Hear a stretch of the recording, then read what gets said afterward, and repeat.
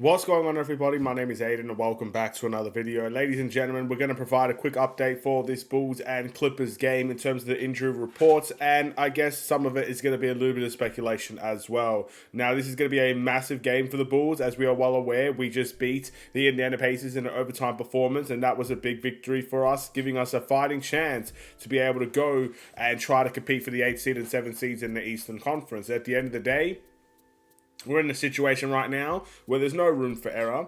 We're in a situation right now where there's possibly, a small chance. If there is a chance, it's a small one to say the least. So you have to kind of be perfect from here on out. I mean, losing streaks just can't happen. 3-game losing streaks can't happen. And you have to rely on other teams to kind of lose the plot in many ways. And although we might be seeing some of those things in the Eastern Conference, you've seen Philly drop all the way down to the play-in tournament spots.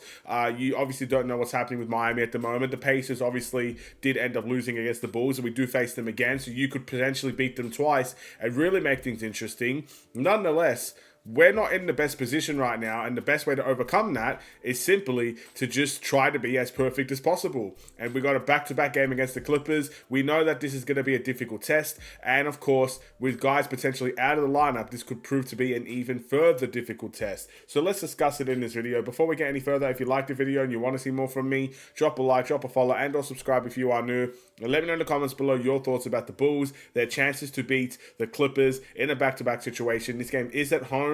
We did lose to the Clippers last week. My very first game watch along in this house was against the LA Clippers, and we did lose that game in pretty embarrassing fashion. I wouldn't say embarrassing, but again, it was just the second half nightmare for the Bulls, and we have a chance to kind of rectify that in this situation here.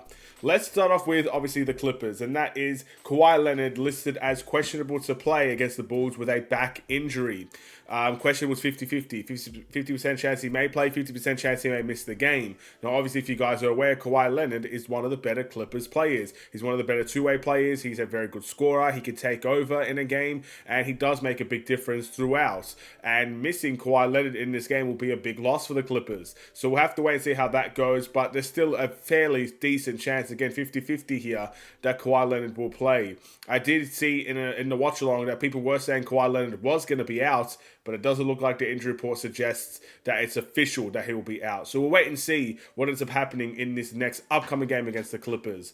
Then obviously we've got James Harden. James Harden is listed as questionable to play against the Bulls as well with a left shoulder strain. I'm pretty sure he was listed as questionable beforehand as well, and he ended up playing at the same time, essentially. He still had the same injury, and he was still able to play against the Bulls. So I kind of expect no difference here, but once again, questionable is 50-50. 50% chance they may play, 50% chance they may miss the game. I guess the important thing with the Clippers as well is that I don't necessarily think they need to be in a position to worry about the play-in tournament spots. I really think they're going to get there regardless. Maybe obviously the team itself has to think a little bit more strictly than the way that I think, which is why we could see these players play in this game. But if they are wanting to take a rest in Chicago, let's be honest, fighting against the Bulls, a 9-seeded team, the Clippers might think we could still win the game without them, in all honesty. I'm not even kidding when I say that. Because that's what you look at when you see 9-seeded teams, 10-seeded teams, and you're supposed to be a championship contending team. You can look at teams like the Bulls and say,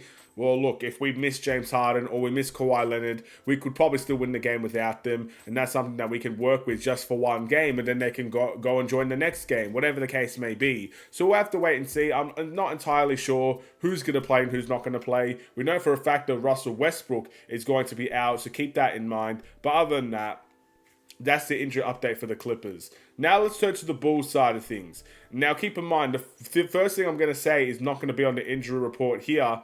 But actually, it is on the injury report, so there you go. The only new injury that we have sustained, of course, if you're unaware, Lonzo Ball, Patrick Williams, and Zach LaVine all out for the season. But Coby White is listed as out against the Clippers on the ESPN injury report. And since I didn't know about this, I actually want to read what it says underneath. Coby White didn't return to Wednesday's 132-129 overtime win after sustaining a hip injury with 5.5 seconds in regulation. He generated 15 points, 4 rebounds, 3 assists, 2 steals, 1 block, 36 minutes prior to leaving. His status is listed as out, but that doesn't actually say that he's out. So keep that in mind. But again, he's out. You saw the injury. I saw the injury. You saw the injury. You could tell the instant pain. You could tell he could barely walk. You could tell he needed support out. There's not something that's just going to click of a finger and we're just going to see Coby White 100% healthy. I'm genuinely very worried about Coby White's health and well-being at the moment. I'm genuinely very worried we may not see him come back this season. That's how important Coby White is, but that's how big I think this injury could be, just by the way that he reacted alone. Sometimes reactions make it seem a little bit, worse than what it is. It's a possibility. Everybody has different pain tolerances. Some people might not even bother to make a face whatsoever when they're injured, but they could be out for a year. And then some people will scream like it's the end of the world. They're out for 2 weeks. So I don't know. But at the end of the day, Coby White is a guy that's massively important. We don't have that much longer to go in the season. An injury that could take him out for 6 to 8 weeks just takes him out for the season, essentially. So keep that in mind when it comes to the Coby White injury. Apparently it is a hip injury, so that's one thing that we got to be aware of. I thought it was probably more of a thigh injury compared to anything else, because it was his leg that collapsed, not necessarily his hip. Maybe he has multiple injuries. I'm not too sure. But put it this way, I'm 99% sure he will not play against the Clippers just because of the way that he reacted. Expect him to be out for at least a week, but potentially more than that, depending on how serious and the severity of this injury that could be. So I'm genuinely worried. But look, we can't dwell. We obviously wish Coby White a speedy recovery, but we can't dwell on this moment right now. We have to wish him all the best. Hopefully he can have, again, a speedy recovery. But the Bulls have got to focus on the rest of their season here. There is still an opportunity. I don't know how the Bulls are going to play without Coby White. Again, if you look at a team with no Patrick Williams, no Zach LaVine, no Lonzo Ball, and no Coby White. These are all very key guys, ladies and gentlemen. Patrick Williams, probably our best forward defender, and a three-way guy, a 3-and-D guy. My apologies. You obviously got Zach LaVine, a 20-point per game scorer. Even at his worst, he's still a 20-point per game scorer. Then you got Lonzo Ball, made a huge difference for the Bulls in his first season here. Hasn't been here for 2.5 years. We've felt the impact already from that. It's miserable. And then you got Coby White, one of the most improved candidates that's potentially going to be out. Look, I don't expect the Bulls to make any noise in the playoffs, but I'm genuinely now worried about the play-in tournament as well, considering the fact that we might not see Coby White. But again, I'm not going to say any more. We'll see what ends up happening, but that's my video today. Thank you for watching. Drop a like and a follow, and or subscribe if you are new. I will see you in the next Bulls injury update and the Bulls watch-along against the LA Clippers. Stay safe, stay healthy, and stay tuned for more. Take care, and peace.